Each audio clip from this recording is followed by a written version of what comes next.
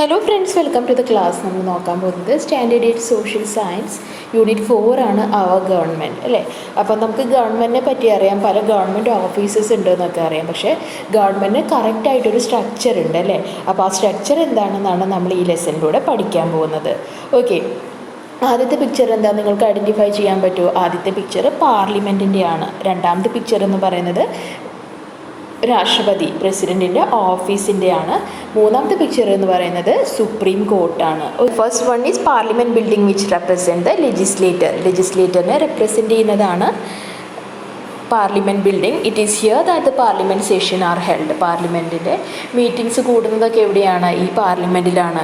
രണ്ടാമത്തത് എന്താണ്? The second represents the executive and the office residence of president of India. The third is supreme court complex which represent the Indian judiciary.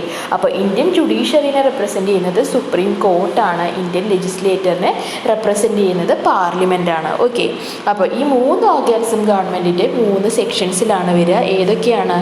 ലെജിസ്ലേറ്ററും എക്സിക്യൂട്ടീവും ജുഡീഷ്യറിയും. ഇവിടെ ഒരു picture കൊടുത്തിട്ടുണ്ട്. Legislator ഗവൺമെൻറ്റിനെ മൂന്നായിട്ട് divide ചെയ്യുന്നുണ്ട്. അതിൽ ലെജിസ്ലേറ്റർ എന്ന് പറഞ്ഞാൽ മേക്സ് ലോ, ആരാണോ നിയമം നിർമ്മിക്കുന്നത് അവരാണ് ലെജിസ്ലേറ്റർ. ഓക്കെ, ഇനി എക്സിക്യൂട്ടീവ് എന്ന് പറയുന്നുണ്ട് ഇംപ്ലിമെൻറ്റ് ലോ അല്ലേ. ഈ നിയമങ്ങൾ ഉണ്ടാക്കിയാൽ മാത്രം പോരാ, എന്താണ് അത് നടപ്പിലാക്കണം. അങ്ങനെ നിയമങ്ങൾ നടപ്പിലാക്കുന്നത് എക്സിക്യൂട്ടീവാണ്. ഇനി ജുഡീഷ്യറി എന്ന് പറഞ്ഞാൽ എന്താ? ഇൻ്റർപ്രറ്റ്സ് ലോ എന്താണെന്ന് അത് പറഞ്ഞു കൊടുക്കുന്നത് അല്ലെങ്കിൽ അതിനെ ഇൻ്റർപ്രറ്റ് ചെയ്യുന്നത് ആരാണ്? അത് ജുഡീഷ്യറിയാണ്. ഓക്കെ, ഗവൺമെൻറ് ഓഫ് ഇന്ത്യയിൽ നമ്മൾ മൂന്നായിട്ട് തിരിക്കാമെന്ന് പറഞ്ഞു. ലെജിസ്ലേറ്ററും എക്സിക്യൂട്ടീവ് ജുഡീഷ്യറി ഉണ്ട്. ലെജിസ്ലേറ്റർ നിയമനിർമ്മാണത്തിൽ ആരൊക്കെയാണ് വരുന്നത്? പ്രസിഡൻറ്റ് വരുന്നുണ്ട്, ലോക്സഭ വരുന്നുണ്ട്, രാജ്യസഭ വരുന്നുണ്ട്. ഇനി എക്സിക്യൂട്ടീവിൽ ആരൊക്കെ വരുന്നത്? പ്രസിഡൻറ്റ് വരുന്നുണ്ട്, വൈസ് പ്രസിഡൻറ്റ് വരുന്നുണ്ട്, പ്രൈം മിനിസ്റ്റർ വരുന്നുണ്ട്, കൗൺസിൽ ഓഫ് മിനിസ്റ്റേഴ്സ് വരുന്നുണ്ട്, ബ്യൂറോക്രസി എന്ന് പറഞ്ഞാൽ ബാക്കിയുള്ള ഗവൺമെൻറ് ഒഫീഷ്യൽസ്. ഓക്കെ, എക്സിക്യൂട്ടീവ്സ് വരുന്നുണ്ട്. ഇനി ജുഡീഷ്യറിയിൽ എന്താണ്? പല ടൈപ്പ് ഓഫ് കോർട്സ്. ഏതൊക്കെയാണ്? സുപ്രീം കോർട്ട് ഉണ്ട്. സുപ്രീം കോർട്ടാണ് എപ്പെക്സ് ബോഡി എന്ന് പറയുന്നത് സുപ്രീം കോർട്ടാണ്. ഇനി അതിൻ്റെ താഴെ വരുന്ന ഹൈക്കോർട്ട് ഉണ്ട്, ഡിസ്ട്രിക്ട് കോർട്ട് ഉണ്ട്, സബ് കോർട്ട് ഉണ്ട്, മുനിസിപ്പൽ കോർട്ട് ഉണ്ട്, മജിസ്ട്രേറ്റ് കോർട്ട്സ് ഉണ്ട്. ഓക്കെ, ഇനി ലെജിസ്ലേറ്റർ ഇൻ ഇന്ത്യയിൽ ലെജിസ്ലേറ്റർ ഇൻ ഇന്ത്യനെ എന്താ വിളിക്കുന്നത്? ലെജിസ്ലേറ്ററിനെ പാർലമെൻറ്റ് എന്നാണ് വിളിക്കുന്നത്. അതിൽ എന്തൊക്കെ ഉണ്ടെന്ന് നമ്മൾ പറഞ്ഞു. അതിൽ പ്രസിഡൻറ്റ് വരുന്നുണ്ട്, ലോക്സഭ വരുന്നുണ്ട്, രാജ്യസഭ വരുന്നുണ്ട്. ഓക്കെ, പ്രസിഡൻറ്റും ലോക്സഭയും രാജ്യസഭയും കൂടിയിട്ടുള്ളതാണ് ലെജിസ്ലേറ്റർ എന്ന് പറയുന്നത്. ഇനി രാജ്യസഭേനെ പറയുന്നത് എന്താ? രാജ്യസഭേനെ നമ്മൾ അപ്പർ ഹൗസ് എന്നാണ് പറയുക. ലോക്സഭേനെ നമ്മൾ പറയുന്നത് ലോവർ ഹൗസ് എന്നാണ്. ഓക്കെ, അങ്ങനെ രണ്ട് ഹൗസ്, അതായത് രാജ്യസഭയും ലോക്സഭയും ഉള്ളത് കൊണ്ട് തന്നെ ഇന്ത്യൻ ലെജിസ്ലേറ്റർ ഒരു ബൈ ക്യാമറൽ ലെജിസ്ലേറ്റർ ആണ്.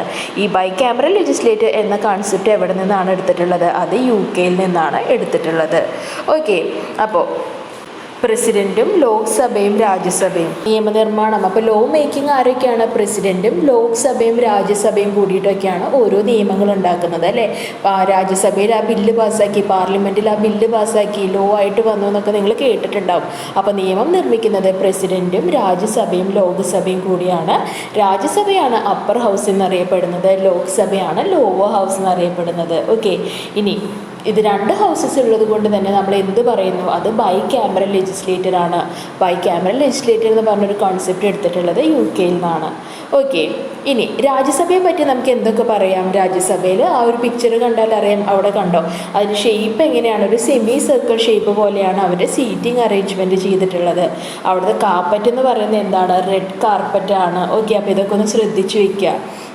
ഇനി രാജ്യസഭയിൽ 238 ഇലക്റ്റഡ് മെമ്പേഴ്സ്, തിരഞ്ഞെടുത്ത മെമ്പേഴ്സ് എത്രയാണ്? 238 ആണെന്നാണ് പറയുന്നത്. 12 നോമിനേറ്റഡ് മെമ്പേഴ്സ് ഉണ്ട്. ഈ മെമ്പേഴ്സിനെ നോമിനേറ്റ് ചെയ്യുന്നത് ആരാണ്? പ്രസിഡൻ്റാണ് നോമിനേറ്റ് ചെയ്യുന്നത്. ഇനി രാജ്യസഭേനെ പറയുന്നത് എന്താണ്? കൗൺസിൽ ഓഫ് സ്റ്റേറ്റ്സിൻ്റെ കൗൺസിൽ എന്ന് പറഞ്ഞാൽ അറിയപ്പെടുന്നത് രാജ്യസഭയാണ്. അതൊരു പെർമനൻറ്റ് ഹൗസാണ്. പിന്നെ അതിൻ്റെ ആ ഒരു നടുവിലൊരു കസേര കാണിച്ചിട്ടില്ലേ, അവിടെ ഇരിക്കുന്നത് ആരാണ്? അതിൽ അധ്യക്ഷത വഹിക്കുന്നത് വൈസ് പ്രസിഡൻ്റ് ആണ്. ഓക്കെ, വൈസ് പ്രസിഡൻ്റ് ആണ്. അപ്പോൾ നമ്മൾ എന്തൊക്കെ പറഞ്ഞു? രാജ്യസഭയിൽ 238 ഇലക്റ്റഡ് മെമ്പേഴ്സാണുള്ളത്. 12 മെമ്പേഴ്സിനെ പ്രസിഡൻറ്റ് നോമിനേറ്റ് ചെയ്യുമെന്ന് പറഞ്ഞു. ഇനി കൗൺസിൽ ഓഫ് സ്റ്റേറ്റ്സ് എന്നറിയപ്പെടുന്ന രാജ്യസഭയാണ്. അതൊരു പെർമനൻറ്റ് ഹൗസാണ്. ഓക്കെ, പെർമനൻറ്റ് ഹൗസാണ്. വൈസ് പ്രസിഡൻ്റാണ് ആ സെക്ഷനെ പ്രസീഡ് ചെയ്യാമെന്ന് പറഞ്ഞു. ഇമ്പോർട്ടൻ്റ് ആണ്. രാജ്യസഭയും ലോക്സഭയും ഡിഫറൻഷ്യേറ്റ് ചെയ്യാനൊക്കെ പറഞ്ഞിട്ട് നിങ്ങൾക്ക് ചോദ്യം ചോദിക്കാം. ഓക്കെ. ഇനി ലോക്സഭയിൽ എന്താണ്? ലോക്സഭയിൽ കുറച്ചും കൂടി ആൾക്കാർ കൂടുതലാണ്. ഓക്കെ, ആ ഒരു പിക്ചർ നോക്കിക്കഴിഞ്ഞാൽ അറിയാം. ഒരു കണ്ടോ, ഗ്രീൻ കാർപ്പറ്റാണ് അവിടെ വിരിച്ചിട്ടുള്ളത്. അതിൻ്റെ സീറ്റിംഗ് അറേഞ്ച്മെൻറ്റും കണ്ടോ, സീറ്റിംഗ് അറേഞ്ച്മെൻറ്റും വ്യത്യാസമാണ്. ഇനി എന്തൊക്കെയാണ്? ലോക്സഭയിൽ 543 ഡയറക്റ്റ്ലി എലക്റ്റഡ് മെമ്പേഴ്സാണുള്ളത്. 2 നോമിനേറ്റഡ് മെമ്പേഴ്സേ ഉള്ളൂ. നമ്മൾ ഹൗസ് ഓഫ് റെപ്രസെൻറ്റേറ്റീവ്സ് എന്നറിയപ്പെടുന്നത് ലോക്സഭയാണ്. Elected for a term of 5 years, 5 വർഷത്തിലേക്ക് വേണ്ടിയിട്ടാണ് ഈ ലോക്സഭയിലെ മെമ്പേഴ്സിനെ എലക്ട് ചെയ്യുന്നത്. പ്രിസൈഡഡ് ഓവർ ബൈ ദ സ്പീക്കറാണ് അധ്യക്ഷത വഹിക്കുന്നത്. ഓക്കെ. ഇനി ഇവിടെ എന്ത് പറയുന്നുണ്ട്? നമ്മൾ പ്രസിഡന്റ് ഓഫ് ഇന്ത്യ എന്ന് പറയുന്നത് പാർലമെൻറ്റിലെ മെമ്പറല്ല, but he is considered as an integral part of the parliament. ഒരിക്കലും പ്രസിഡന്റ് പാർലമെൻറ്റിൻ്റെ മെമ്പറല്ല, പക്ഷെ അദ്ദേഹം പാർലമെൻറ്റിൻ്റെ ഒരു ഇമ്പോർട്ടൻറ്റ് ഘടകം തന്നെയാണ്. This is mainly because of the fact that president of India performs legislative function like summoning the sessions of the parliament, addressing the joint sittings and approving the bills pass by the parliament. Okay, അപ്പോൾ എന്തുകൊണ്ടാണ് president ഒരിക്കലും പാർലമെൻറ്റിലെ മെമ്പറല്ല, പക്ഷെ അദ്ദേഹം ഒരു നമുക്ക് ഒഴിവാക്കാൻ പറ്റാത്തൊരു ഘടകമാണെന്ന് പറയുന്നുണ്ട്. വൈ എന്ന് ചോദിച്ചാൽ നിങ്ങൾ എന്താ ആൻസർ പറയുക? Because summoning the sessions of the parliament വിളിച്ചു കൂട്ടുന്നത് പ്രസിഡൻ്റാണ്. Addressing the joint sittings address ചെയ്യുന്നത്, ഇപ്പോൾ രാജ്യസഭയും ലോകസഭയുടെയൊക്കെ സിറ്റിങ്സ് ഉണ്ട്, അതിനെ അഡ്രസ്സ് ചെയ്യുന്നത് പ്രസിഡൻ്റാണ്. Approving the bills pass by Rajya Sabha by the parliament, അല്ലേ? പാർലമെൻറ്റിൽ പല ബിൽസും പാസ്സാക്കും. അത് ഫൈനലായിട്ട് അത് സൈൻ ചെയ്തിട്ട് അത് അപ്രൂവ് ചെയ്യുന്നത് ആരാണ്? അത് പ്രസിഡൻ്റാണ്. അപ്പോൾ ഈ 3 ഫങ്ഷൻസുമാണ് പ്രസിഡൻറ്റിനുള്ളത്. ഇനി ഫങ്ഷൻസ് ഓഫ് ദ പാർലമെൻറ്റ് എന്തൊക്കെയാണ്? Legislation is the primary function of parliament നമ്മൾ പറഞ്ഞു. അപ്പോൾ പ്രൈമറി ഫങ്ഷൻ എന്ന് പറയുന്നത് ലെജിസ്ലേഷൻ ആണ്. To make a law the approval of both houses of parliament is required. Lok Sabha and Rajya Sabha assemble separately for legislation. Okay, അപ്പോൾ ഒരു law പാസ്സാക്കണമെന്നുണ്ടെങ്കിൽ ലോക്സഭയുടെയും രാജ്യസഭയുടെയും approval വേണം. അതും കഴിഞ്ഞ് പ്രസിഡൻറ്റ് സൈൻ ചെയ്താൽ മാത്രമേ അതൊരു ലോ ആവുള്ളൂ. A law in draft form is known as a bill. An ordinary bill can be introduced in either house of parliament. The house which considers the bill first is called the first house, and the house which considers it next is called the second house. In both the houses the bill passes through different stages. Okay, നമ്മൾ പാർലമെൻറ്റിൽ ഒരു draft prepare ചെയ്യും, അല്ലെങ്കിൽ ഇന്നതാണ് ഒരു law അതാണ് pass ചെയ്യേണ്ടതെന്ന് പറഞ്ഞിട്ട് നമ്മളൊരു ഡ്രാഫ്റ്റ് പ്രിപ്പയർ ചെയ്യും. ആ ഡ്രാഫ്റ്റിന് പറയുന്നതാണ് ബില്ല്. ആ ബില്ല് ലോ ആവണമെങ്കിൽ ആര് അപ്രൂവ് ചെയ്യണം? 2 ഹൗസസും അപ്രൂവ് ചെയ്യണം, അതുപോലെ തന്നെ പ്രസിഡൻറ്റും അപ്രൂവ് ചെയ്യണം. ഓക്കെ, ഒരു ഓർഡിനറി ബില്ല്, ഒരു സാധാരണ ബില്ല് ഏത് പാർലമെൻറ്റിൽ വേണമെങ്കിലും ഇൻട്രൊഡ്യൂസ് ചെയ്യാം. ഓക്കെ, അപ്പോൾ ആദ്യം ആരാണോ ആ ബില്ല് ഇൻട്രൊഡ്യൂസ് ചെയ്തത് അല്ലെങ്കിൽ പാർലമെൻറ്റിൽ കൺസിഡർ ചെയ്തത് അതിനെയാണ് ഫസ്റ്റ് ഹൗസ് എന്ന് പറയുക. രണ്ടാമത് കൺസിഡർ ചെയ്യുന്നത് ആരാണോ അവരെയാണ് സെക്കൻഡ് ഹൗസ് എന്ന് പറയുക. In both cases A bill passes through different stages. പല സ്റ്റേജസിലൂടെയും ഈ ബിൽസ് പാസ് ചെയ്യേണ്ടതുണ്ട്. എങ്ങനെയാണ്? ബില്ല് ആദ്യം ഫസ്റ്റ് റീഡിങ്, ആദ്യത്തെ ഹൗസിൽ ഫസ്റ്റ് റീഡിങ്ങിന് പോകും, പിന്നെ സെക്കൻഡ് റീഡിങ്, പിന്നെ തേർഡ് റീഡിങ്. ഓക്കെ, ഇനി എന്താണ്? അത് വീണ്ടും രണ്ടാമത്തെ ഹൗസിലേക്ക് പോകും. അവിടെയും ഈ പറഞ്ഞ പോലെ ഫസ്റ്റ് റീഡിങ്ങും സെക്കൻഡ് റീഡിങ്ങും തേർഡ് റീഡിങ്ങും കഴിഞ്ഞിട്ടാണ് എന്തിന് പോകുന്നത്? പ്രസിഡൻറ്റിൻ്റെ അപ്രൂവലിന് വേണ്ടി പോകുന്നത്. പ്രസിഡൻറ്റിന് അത് അപ്രൂവ് ചെയ്യാം അല്ലെങ്കിൽ അത് റിജക്റ്റ് ചെയ്യാം. ഓക്കെ, അപ്പോൾ ഫസ്റ്റ് റീഡിങ്ങിൽ വരുന്ന എന്തൊക്കെയാണ്? The bill is introduced. ഏതാണോ ബില്ല് അത് ഇൻട്രൊഡ്യൂസ് ചെയ്യും. സെക്കൻഡ് റീഡിങ്ങിൽ എന്താണ്? Each and every article included in the bill is either pass, change or rejected after discussion. ആ കൊണ്ടുവന്ന ആ ഒരു ബില്ലിൽ എന്തൊക്കെ ആർട്ടിക്കിൾസ് വരുന്നുണ്ട്, ആ ആർട്ടിക്കിൾസിനെ അല്ലെങ്കിൽ ആ ഒരു ക്ലോസിനൊക്കെ നമുക്ക് ആക്സെപ്റ്റ് ചെയ്യാം, അല്ലെങ്കിൽ റിജക്റ്റ് ചെയ്യാം, അല്ലെങ്കിൽ അതിനെ മോഡിഫൈ ചെയ്യാം. ഓക്കെ, തേർഡ് റീഡിങ്ങിൽ വരുന്ന എന്താ? The bill as a whole is passed or rejected. അതാണ് ആ ഫസ്റ്റ് ഹൗസിലെ ഫൈനൽ സ്റ്റേജ് വരുന്നത്. അവിടെ ഒന്നുകിൽ ബില്ല് പാസ്സാവും അല്ലെങ്കിൽ റിജക്റ്റ് ചെയ്യും. റിജക്റ്റ് ചെയ്യുകയാണെങ്കിൽ ആ ബില്ല് ആ ഒരു സഭയിൽ വെച്ചിട്ട് നിൽക്കും. ഇനി പാസ് ചെയ്യുകയാണെങ്കിൽ എന്താണ്? അത് രണ്ടാമത്തെ ഹൗസിലേക്ക് നമ്മൾ കൊണ്ടുപോകും. ഓക്കെ, ഇനി sessions of the parliament. As per the constitution there should not be an interval of more than 6 months between 2 sessions of the parliament. Normally Parliament of India assembles 3 times a year. They are known as monsoon session, winter session and summer session. If needed, Rajya Sabha assembles 4 times a year. അപ്പോൾ sessions of the parliament പറയുന്നത് എന്താ? ഇപ്പോൾ ലോക്സഭ കൂടി രാജ്യസഭ കൂടി എന്നൊക്കെ നിങ്ങൾ കേൾക്കും. അപ്പോൾ അതിൻ്റെ 2 സെഷൻസ് തമ്മിൽ 6 മാസത്തിനും കൂടുതൽ ഗ്യാപ്പ് ഉണ്ടാവാൻ പാടില്ല. അതായത് ഒരു വർഷത്തിൽ 2 പ്രാവശ്യമെങ്കിലും ഇങ്ങനെയുള്ള സഭകൾ കൂടിയിരിക്കണം. ഓക്കെ, അപ്പോൾ നോർമലി രാജ്യസഭ ഒരു വർഷത്തിൽ 3 പ്രാവശ്യമൊക്കെ ഉണ്ടാവാറുണ്ട് ആവശ്യമെങ്കിൽ. ഈ സെഷൻസിന് പറയുന്ന പേരെന്താണ്? ഈ സെഷൻസിന് പറയുന്ന പേര് summer session, winter session, monsoon session എന്നൊക്കെയാണ് ഇതിനെ പറയുന്നത്. Okay, after passing the bill in the first house it is send to the second house along with the certificate of presiding officer. ആദ്യത്തെ ഹൗസിൽ ആ ബില്ല് പാസ്സാവുകയാണെങ്കിൽ ആ സെക്ഷനിലെ പ്രിസൈഡിങ് ഓഫീസർ, അപ്പോൾ ലോക്സഭയാണെങ്കിൽ ആരാ? ലോക്സഭയാണെങ്കിൽ അതിലെ സ്പീക്കർ അദ്ദേഹത്തിൻ്റെ സൈനോട് കൂടി ആ ബില്ല് എവിടേക്ക് വിടും? അത് രാജ്യസഭയിലേക്ക് വിടും. രാജ്യസഭയിലും ഈ പറഞ്ഞ പോലെ തന്നെ ഫസ്റ്റ് റീഡിംഗ്, സെക്കൻഡ് റീഡിങ്ങും തേർഡ് റീഡിങ്ങും ഒക്കെ കഴിഞ്ഞ് ആരുടെ സൈൻ വേണം? അതിൽ വൈസ് പ്രസിഡൻറ്റിൻ്റെ സൈൻ വേണം. ഓക്കെ, അതും കഴിഞ്ഞിട്ടാണ് എവിടേക്ക് പോകുന്നത്? പ്രസിഡൻറ്റിൻ്റെ അപ്രൂവലിന് വേണ്ടി പോകുന്നത്. The bill passes once again through the above mentioned 3 stages in the second house. After the bill is passed by both houses, it is sent to the president for approval. On getting the approval of president, the bill becomes a law. പ്രസിഡൻറ്റും അത് approve ചെയ്യുകയാണെങ്കിൽ ആ bill ഒരു law ആയിരിക്കും. Okay, question അവർ പറയുന്നുണ്ട് എന്താണ്? Daily session of the parliament begins with question hour. Every day the parliament meets at 11 in the morning and initial hour is question hour. The members can ask questions relating to any administrative subject. The ministers in charge will give answers to them. The timetable of the state legislators are different from that of the parliament. Okay, അപ്പോൾ parliament എല്ലാ ദിവസവും അല്ലെങ്കിൽ കൂടുമ്പോഴൊക്കെ എപ്പോഴാണത് parliament start ചെയ്യുന്ന സമയം? അത് 11 മണിക്കാണ്. അപ്പോൾ 11 മണിക്ക് തുടങ്ങുമ്പോൾ തന്നെ എന്താണ്? ക്വസ്റ്റ്യൻ അവറായിട്ടാണ് സ്റ്റാർട്ട് ചെയ്യുക അല്ലേ? അപ്പോൾ രാജ്യസഭയിലുള്ളവർ അങ്ങോട്ടും ഇങ്ങോട്ടും ക്വസ്റ്റ്യൻ ചോദിക്കുന്നതൊക്കെ നിങ്ങൾക്ക് കാണാം അല്ലേ? ഇപ്പോൾ HR റിലേറ്റഡ് ക്വസ്റ്റ്യൻസ് ആണെങ്കിൽ അത് HR മിനിസ്റ്ററിനോടാണ് ചോദിക്കുക. ഇനി ഫിനാൻസ് റിലേറ്റഡ് ആണെങ്കിൽ ഫിനാൻസ് മിനിസ്റ്ററിനോടാണ് ചോദിക്കുക. അപ്പോൾ അങ്ങനെ ആ ചോദ്യം ചെയ്യപ്പെടുന്ന ആ സമയത്തെ നമ്മൾ പറയുന്നത് ക്വസ്റ്റ്യൻ അവർ എന്നാണ്. ഓക്കെ, സ്റ്റേറ്റ് ലെജിസ്ലേറ്റീവിലും പാർലമെൻറ്റിലും ഇങ്ങനെയുള്ള സമയങ്ങൾ വ്യത്യാസമുണ്ടെന്നാണ് പറയുന്നത്.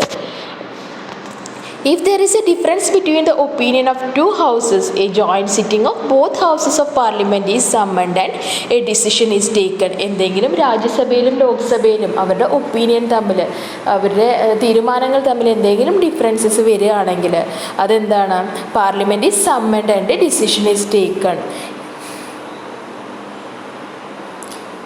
ഓക്കെ, പാർലമെൻറ്റ് വിളിച്ചു കൂട്ടിയിട്ടാണ് ഒരു ഡിസിഷൻ എടുക്കുന്നത്. It is a president who summons a joint sitting of parliament which is presided over by the speaker of Lok Sabha. Okay, അപ്പോൾ 2 ഹൗസ് തമ്മിൽ എന്തെങ്കിലും അഭിപ്രായ വ്യത്യാസമുണ്ടെങ്കിൽ ഈ 2 ഹൗസസിൻ്റെയും കൂടി ഒരുമിച്ചുള്ളൊരു പാർലമെൻറ്റ് വിളിച്ചു കൂട്ടും. അങ്ങനെയുള്ള പാർലമെൻറ്റിൽ അധ്യക്ഷത വഹിക്കുന്നത് ആരാണ്? പ്രസിഡൻ്റ് ആണെന്നാണ് പറയുന്നത്. അതുപോലെ തന്നെ അദ്ദേഹത്തെ സപ്പോർട്ട് ചെയ്യുന്നത് ലോക്സഭയുടെ സ്പീക്കറായിരിക്കും. ഓക്കെ, ഇവിടെ ഒരു ക്വസ്റ്റ്യൻ അവർ കൊടുത്തിട്ടുണ്ട്. At 12 noon the question hour ends. The small interval after the question hour before commencing deliberation on the items of agenda is known as 0 hour. It is known as 0 hour because it is 12 o'clock. The house considers adjournment motion, calling attention motion, etc. during this time. The 0 hour lasts for 5 to 15 minutes. Okay, അപ്പോൾ 0 hour എന്താണെന്ന് മാത്രം നിങ്ങൾ പഠിച്ചു വയ്ക്കുക. 0 hour എന്ന് പറഞ്ഞാൽ എന്താണ്? 11 മണിക്ക് പാർലമെൻറ്റ് കൂടിയിട്ട് 12 മണി വരെ ചോദ്യം ചോദിക്കുന്ന സമയമാണെന്ന് പറഞ്ഞു. 12 മണിക്കാണ് എന്ത് പറയുന്നത്? ആ 12 മണിയാണ് 0 hour എന്ന് പറയുന്നത്. അപ്പോൾ ആ ദിവസം ചർച്ച ചെയ്യാനുള്ള അജണ്ട എന്താണെന്നൊക്കെ നമ്മൾ ആ ദിവസത്തെ അജണ്ടയുടെ മുകളിൽ ഡിസ്കഷൻ തുടങ്ങുമ്പോഴേക്കും വരുന്ന ആ ഒരു ടൈമിനെ 12 മണിയെയാണ് നമ്മൾ 0 hour എന്ന് പറയുന്നത്. 0 hour എത്ര മിനിറ്റാണ്? 5 തൊട്ട് 15 മിനിറ്റ് വരെയാണ്. മണി ബില്ലാണ്. മണി ബിൽ എന്ന് പറഞ്ഞാൽ ഓർഡിനറി ബില്ലിനേക്കാളും ഡിഫറെൻ്റ് ആണ്. Any bill relating to the collection of revenue or expenditure from the consolidated fund can be considered as money bill. നികുതി പിരിക്കൽ അല്ലെങ്കിൽ ഗവൺമെൻറ്റിൻ്റെ ആ വർഷത്തെ എക്സ്പെൻഡിച്ചർ അതിനൊക്കെ പൈസേനായിട്ട് റിലേറ്റ് ചെയ്ത് വരുന്ന ബില്ലാണെങ്കിൽ അതിനെ നമ്മൾ മണി ബില്ലെന്ന് വിളിക്കും. മണി ബില്ല് ആദ്യം പോവേണ്ടത് എവിടേക്കാണ്? ആദ്യം അത് ലോക്സഭയിൽ പാസ്സാവണം. ലോക്സഭയിൽ പാസ്സാവുമ്പോൾ ആ സ്പീക്കറുടെ സൈനോട് കൂടി ആ ബില്ല് എവിടേക്ക് പോകും എന്നാണ് പറയുന്നത്? അത് രാജ്യസഭയിലേക്ക് പോവും. Okay, The Rajya Sabha must return the money bill along with its recommendation to Lok Sabha within a period of 14 days. Lok Sabha can accept or reject the recommendation of Rajya Sabha. അപ്പോൾ ആ മണി bill രാജ്യസഭയിലേക്ക് പോകുമ്പോൾ എന്താണ്, അവിടുത്തെ ആൾക്കാർക്ക് അവരുടേതായിട്ടുള്ള opinions ഉണ്ടാവും. ഇങ്ങനെയുള്ള ചേഞ്ചസ് വേണം, അല്ലെങ്കിൽ ഇങ്ങനെയൊക്കെയുള്ള മാറ്റങ്ങളോ അല്ലെങ്കിൽ എന്തെങ്കിലുമൊക്കെ വരുത്തണം, അഡീഷൻസ് ഒക്കെ വരുത്തണം എന്ന് പറയും. അപ്പോൾ ആ ബില്ല് രാജ്യസഭയിൽ പാസ്സായിട്ട് വീണ്ടും എവിടേക്ക് എത്തും, ലോക്സഭയിലേക്ക് തന്നെ എത്തും. ലോക്സഭയിലെ ആൾക്കാർക്ക് ഈ ചേഞ്ചസ് ആക്സെപ്റ്റ് ചെയ്യുകയോ റിജക്റ്റ് ചെയ്യുകയോ ചെയ്യാം. ഓക്കെ, ഇനി പാർലമെൻറ്റിന് എന്താണ്, പാർലമെൻറ്റിന് ലോ മേക്കിംഗ് മാത്രമല്ല ഫങ്ഷൻ, വേറെയും കുറേ ഫങ്ഷൻസ് ഉണ്ടെന്ന് പറയുന്നുണ്ട്. എന്താണ്, control over executive, electoral function, constitutional amendment. Okay, electoral function, പ്രസിഡൻറ്റിനെ ഇലക്ട് ചെയ്യുന്നതും വൈസ് പ്രസിഡൻറ്റിനെ ഇലക്ട് ചെയ്യുന്നതിലൊക്കെ പാർലമെൻറ്റ് പാർട്ടിസിപ്പേഷൻ ഉണ്ടാവാറുണ്ട്. കോൺസ്റ്റിറ്റ്യൂഷണൽ അമെൻമെൻറ്റ്, ഭരണഘടനയിൽ എന്തെങ്കിലുമൊക്കെ ഭേദഗതി വേണമെങ്കിൽ അത് ചെയ്യുന്നത് പാർലമെൻറ്റാണ്. സ്റ്റേറ്റ് ലെജിസ്ലേറ്റർ എന്ന് പറഞ്ഞാൽ എന്താ, ഇതാണ് നമ്മുടെ ലെജിസ്ലേറ്റീവ് അസംബ്ലി. ഓരോ സ്റ്റേറ്റിനും അതിൻ്റേതായിട്ടുള്ള നിയമനിർമ്മാണ സഭകളുണ്ടാവും. Okay, they make laws on subject that come under the state government. State ഗവൺമെൻറ്റിന് കീഴിൽ വരുന്ന, ഇപ്പോൾ കേരളയുടെ ആണെങ്കിൽ കേരള ലെജിസ്ലേറ്റീവ് അസംബ്ലിയാണ് സ്റ്റേറ്റ് ഗവൺമെൻറ്റിന് കീഴിൽ വരുന്ന കാര്യങ്ങൾക്ക് ലോസ് ഒക്കെ ഉണ്ടാക്കുന്നത്. In majority of the state legislator has only one house. കൂടുതൽ സ്റ്റേറ്റ്സിലും എന്താണ്, ഒരു നിയമനിർമ്മാണ സഭ മാത്രമേ ഉണ്ടാവൂ. അങ്ങനത്തെ ലെജിസ്ലേറ്ററിനെ പറയുന്നത് എന്താണ്, യൂണി ക്യാമറൽ ലെജിസ്ലേറ്റർ ആണ്. A few states on the other have bicameral legislature. അപ്പോൾ ഇന്ത്യയിലുള്ള ചില സ്റ്റേറ്റ്സിന് തന്നെ യൂണി ക്യാമറൽ ലെജിസ്ലേറ്റർ ആണ്, ചില സ്റ്റേറ്റ്സിന് ബൈ ക്യാമറൽ ലെജിസ്ലേറ്റർ ഉണ്ട്, അതായത് 2 സഭകളുണ്ട് എന്നാണ് പറയുന്നത്. ഓക്കെ, ബൈ ക്യാമറൽ ലെജിസ്ലേറ്റർ എവിടെയൊക്കെയാണുള്ളത്, Bihar, Uttar Pradesh, Maharashtra, Karnataka, Jammu Kashmir, Andhra Pradesh, Telangana have bicameral legislator.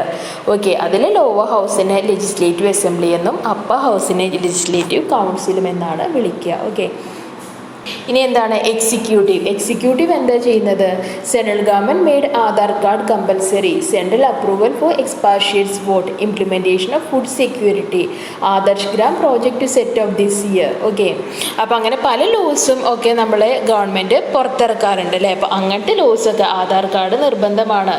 The government which implements law and administers the country is called executive. അപ്പോൾ ഏത് ഓർഗനാണ് ഈ ലോനെ ഇംപ്ലിമെൻറ്റ് ചെയ്യുന്നത്, അത് നടപ്പാക്കുന്നത്, അവരാണ് എക്സിക്യൂട്ടീവ്. ഓക്കെ, നെക്സ്റ്റ് പറയുന്നത് എക്സിക്യൂട്ടീവ്സ് ഇൻ ഇന്ത്യ ആണ്. എക്സിക്യൂട്ടീവ് എന്ന് പറയുമ്പോൾ 2ആയിട്ട് അതിന് ഡിവൈഡ് ചെയ്യുന്നുണ്ട്. സെൻട്രൽ എക്സിക്യൂട്ടീവ് വരുന്നുണ്ട്, സ്റ്റേറ്റും വരുന്നുണ്ട്, കേന്ദ്ര തലത്തിലും വരുന്നുണ്ട്, സ്റ്റേറ്റിൻ്റെ തലത്തിലും വരുന്നുണ്ട്.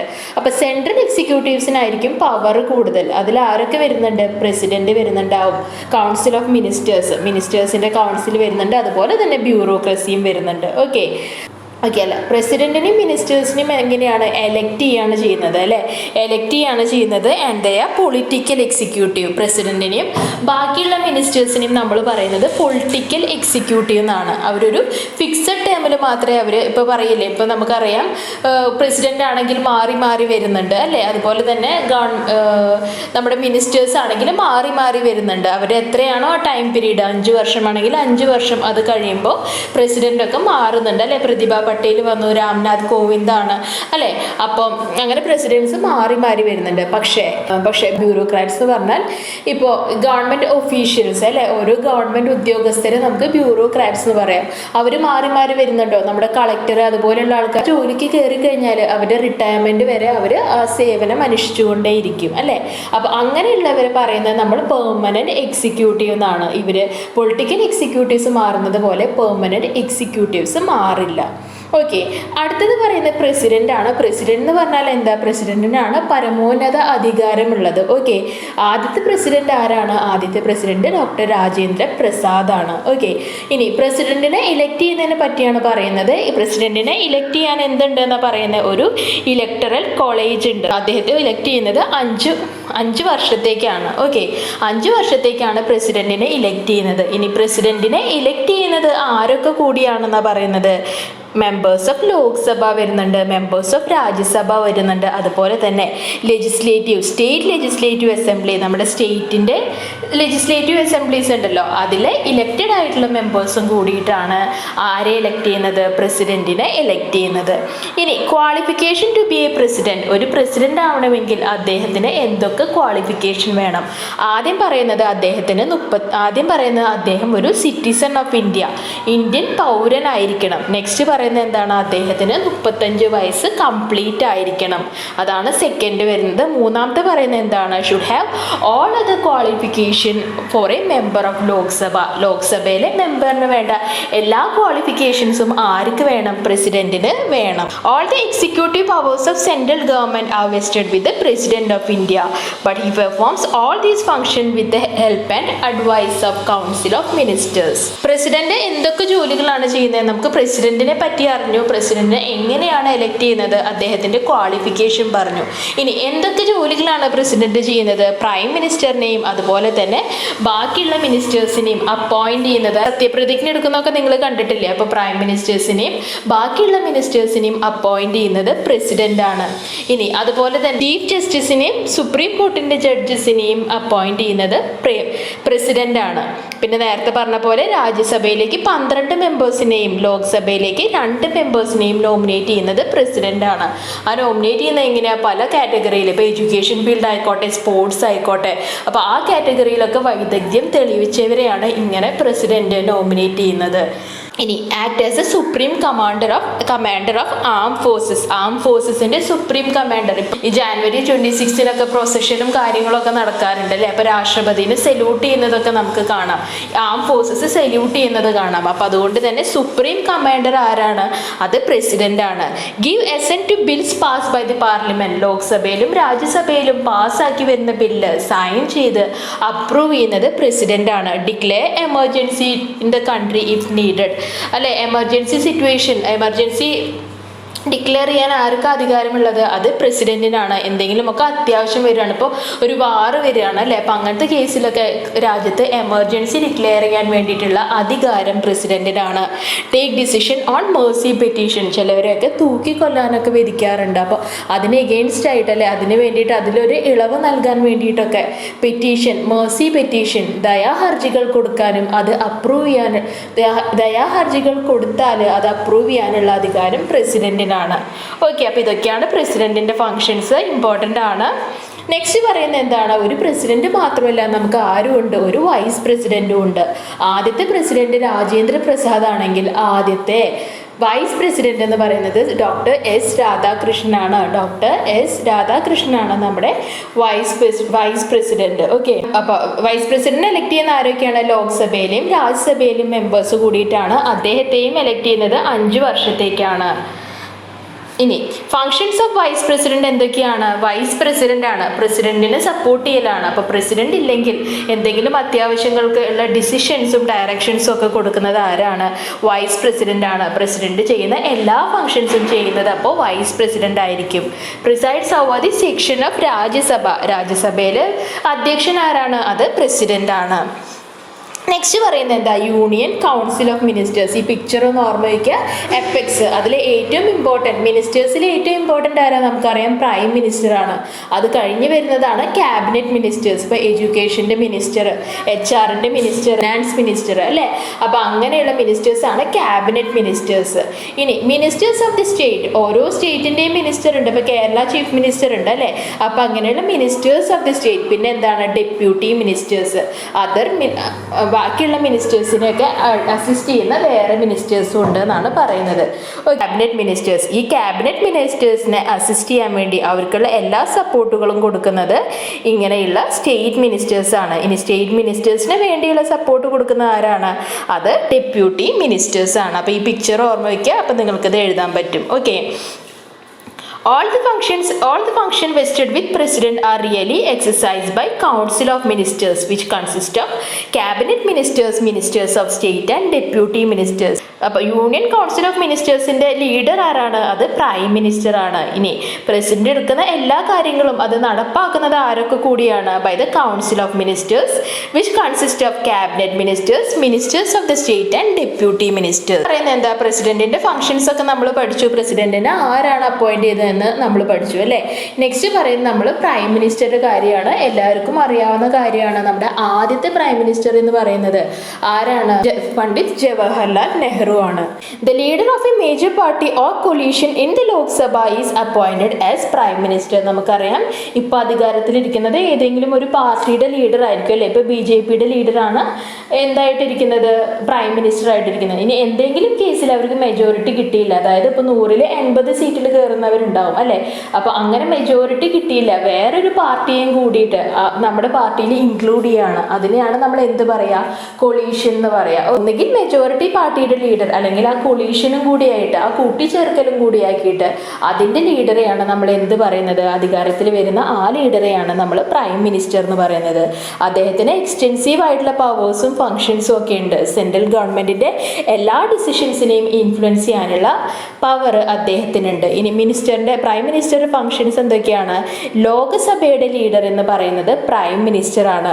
Presides over the meetings of the cabinet of ministers ഉണ്ട് എന്ന് പറഞ്ഞു അല്ലേ. അപ്പോൾ ആ ക്യാബിനറ്റിൻ്റെ മീറ്റിംഗ്സിനൊക്കെ പ്രിസൈഡ് ഓവർ ചെയ്യുന്നത്, അധ്യക്ഷത വഹിക്കുന്നത് പ്രൈം മിനിസ്റ്റർ ആണ്. Coordinates the function of council of ministers. ഏതൊക്കെ ഡിപ്പാർട്ട്മെൻറ്റ് എങ്ങനെയൊക്കെ വർക്ക് ചെയ്യണം അവരുടെ വർക്ക് കോർഡിനേറ്റ് ചെയ്ത് കൊണ്ടുവരുന്നത് പ്രൈം മിനിസ്റ്റർ ആണ്. Informs the president of the decision taken by the cabinet. ഈ ക്യാബിനറ്റിൽ ഇന്ന ഡിസിഷൻ ആണ് എടുത്തത് എന്ന് അത് പ്രസിഡന്റിൻ്റെ അടുത്തേക്ക് ഫോർവേഡ് ചെയ്യുന്നത് ആരാണ്? അത് പ്രൈം മിനിസ്റ്റർ ആണ്. അപ്പോൾ 4 ഫംഗ്ഷനാണ് നമ്മൾ പറഞ്ഞത്. ഇനി നെക്സ്റ്റ് പറയുന്നത് എന്താണ്? സ്റ്റേറ്റ് എക്സിക്യൂട്ടീവ് ആണ്. State executive. അപ്പോൾ head of the state level executive, ഒരു സ്റ്റേറ്റ് ലെവൽ എക്സിക്യൂട്ടീവ്സിൻ്റെ ഹെഡിന് നമ്മൾ പറയുന്നത് ഗവർണറാണ്. ഇപ്പോൾ നമ്മൾ പറഞ്ഞു സെൻട്രലിൽ പ്രസിഡന്റ് ആണ് അതോറിറ്റി എന്ന് പറഞ്ഞല്ലോ. അപ്പോൾ അതുപോലെ തന്നെ സ്റ്റേറ്റിൽ അങ്ങനത്തെ അതോറിറ്റീസ് വരുന്നത് ആർക്കാണ്? അത് ഗവർണർക്കാണ്. The chief minister and his cabinet act as a real executive in state. ശരിക്കുമുള്ള എക്സിക്യൂട്ടീവ്സ് ആയിട്ട് പ്രവർത്തിക്കുന്നത് ചീഫ് മിനിസ്റ്റേഴ്സും അദ്ദേഹത്തിൻ്റെ ക്യാബിനറ്റും ആണ്. പറയുന്നത് ജുഡീഷ്യറി ആണ്. അപ്പോൾ ഗവൺമെന്റിന്റെ ഏതൊക്കെ നമ്മൾ പറഞ്ഞു? പാർലമെന്റ് നമ്മൾ പറഞ്ഞു, എക്സിക്യൂട്ടീവ് നമ്മൾ പറഞ്ഞു. ഇനി പറയുന്നത് ഏതാണ്? ഇനി പറയുന്നത് ജുഡീഷ്യറി ആണ്. Arise dispute between individual and government, between central and state government among various states on issues. It is the judiciary which resolves these disputes. അപ്പോൾ പല കാര്യങ്ങളിലും ഇൻഡിവിജ്വൽസ് തമ്മിൽ അല്ലെ, ആൾക്കാർ തമ്മിൽ, അല്ലെങ്കിൽ ഒരു പൗരനും ഗവൺമെന്റും തമ്മിൽ, അല്ലെങ്കിൽ 2 ഗവൺമെന്റ് തമ്മിൽ അല്ലെ, 2 സ്റ്റേറ്റ് ഗവൺമെന്റ് തമ്മിൽ, ഇപ്പോൾ കേരളവും തമിഴ്നാടും തമ്മിൽ, അല്ലെങ്കിൽ ഇപ്പോൾ കേരളവും സെൻട്രൽ ഗവൺമെന്റും കൂടിയിട്ട് ചില കേസസിലൊക്കെ എന്താണ്? അഭിപ്രായ വ്യത്യാസങ്ങൾ ഉണ്ടാവും.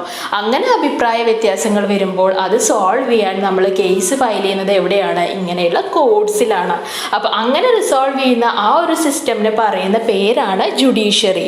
By punishing the guilty and protecting the innocence the courts implement justice. തെറ്റ് ചെയ്തവരെ പണിഷ് ചെയ്യുക അല്ലേ, അവർക്ക് തക്കതായ ശിക്ഷ നൽകുകയും സത്യത്തിന്റെ ഭാഗത്ത് നിൽക്കുന്നവരെ പ്രൊട്ടക്ട് ചെയ്യുന്ന ഒരു സിസ്റ്റമാണ് ജുഡീഷ്യറി.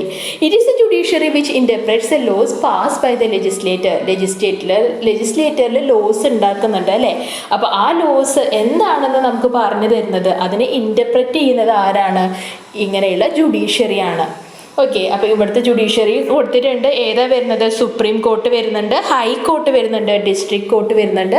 അതിൻ്റെ താഴെ വരുന്നത് സബ് കോർട്ടും മുനിസിപ്പൽ കോർട്ടും മജിസ്ട്രേറ്റ് കോർട്സും ആണ്.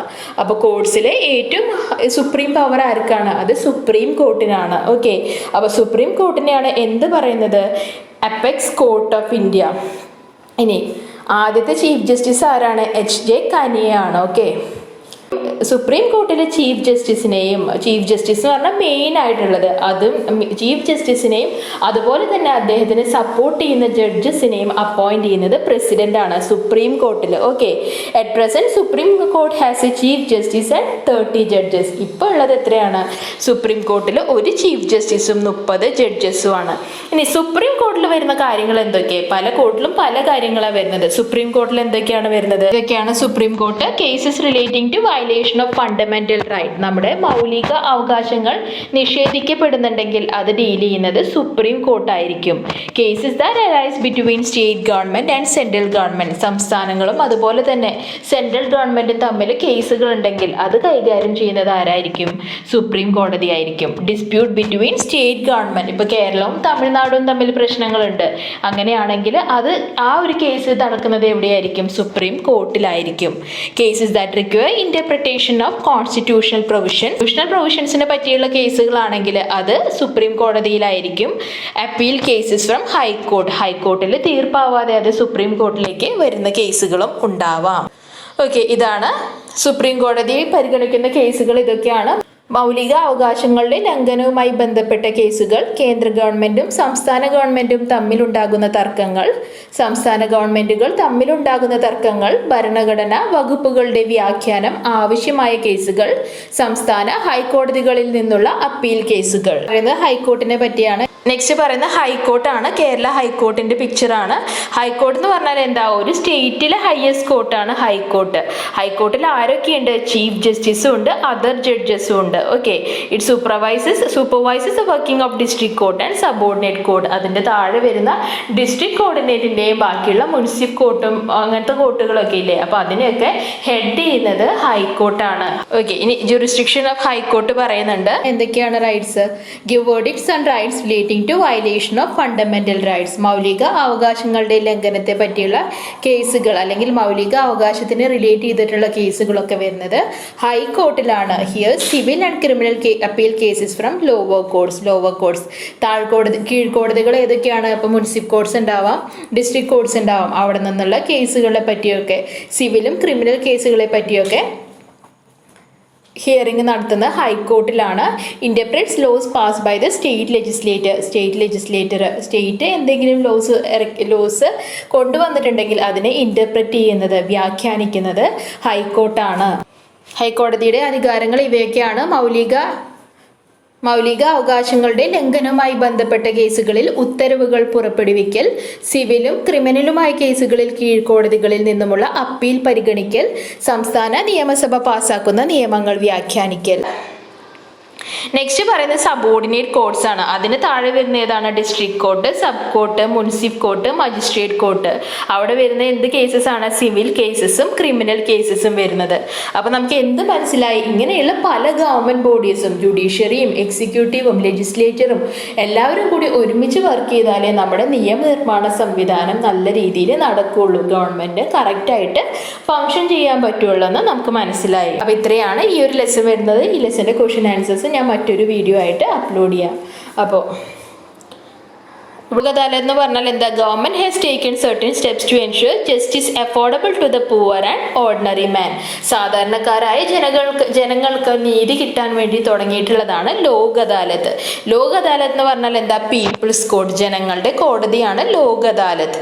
It is a judicial system which is voluntary in nature. Okay, നമുക്ക് ഇഷ്ടമുണ്ടെങ്കിൽ നമുക്ക് ആ അദാലത്തിനെ അപ്രോച്ച് ചെയ്യാം. നിങ്ങൾ കേട്ടിട്ടുണ്ടാവും പല അദാലത്തുകളും നടന്നു. പെട്ടെന്നായിട്ടുള്ള ഒരു കേസിന് തീർപ്പ് കൊണ്ടുവരാൻ നിങ്ങൾക്ക് അദാലത്തിനെ അപ്രോച്ച് ചെയ്യാം. അല്ലെങ്കിൽ ഇപ്പോൾ ലോണിന്റെ കേസിൽ അദാലത്തുകൾ നടക്കാറുണ്ട്. 50,000 രൂപ കൊടുക്കേണ്ട സ്ഥലത്ത് 30,000 രൂപ കൊടുത്തു കഴിഞ്ഞാൽ നിങ്ങൾക്ക് ആ ലോണ് ഇപ്പോൾ ക്ലോസ് ചെയ്യാം എന്നൊക്കെ പറഞ്ഞിട്ട് വരാറുണ്ട്. ഓക്കെ, അപ്പോൾ അങ്ങനെയൊക്കെ കേസസ്, അതായത് നമ്മുടെ ഇഷ്ടമാണ്, നമുക്ക് അങ്ങനെ പോയിട്ട് നമ്മുടെ ആ കേസ് തീർപ്പാക്കാൻ നമുക്ക് കിട്ടുന്ന ഒരു ഓപ്പർച്യൂണിറ്റിനെയാണ് എന്ത് പറയുന്നത്? ലോക് അദാലത്ത് എന്ന് പറയുന്നത്. The aim of Lok Adalat is to settle the cases without any delay. ഒരു ഡിലേയും കൂടാതെ നമുക്ക് കേസസ് സെറ്റിൽ ചെയ്യാൻ വേണ്ടിയിട്ടാണ് ഇങ്ങനെയുള്ള ലോക് അദാലത്ത്. ഓക്കെ, അപ്പോൾ ഇത്രയാണ് ഇന്നത്തെ ക്ലാസ് വരുന്നത്. ഇഷ്ടപ്പെട്ടാൽ ലൈക്ക് ചെയ്യൂ, സബ്സ്ക്രൈബ് ചെയ്യൂ. തീർച്ചയായും നിങ്ങളുടെ ഫ്രണ്ട്സിനും കൂടി ഒന്ന് ഷെയർ ചെയ്ത് കൊടുക്കൂ. Thank you.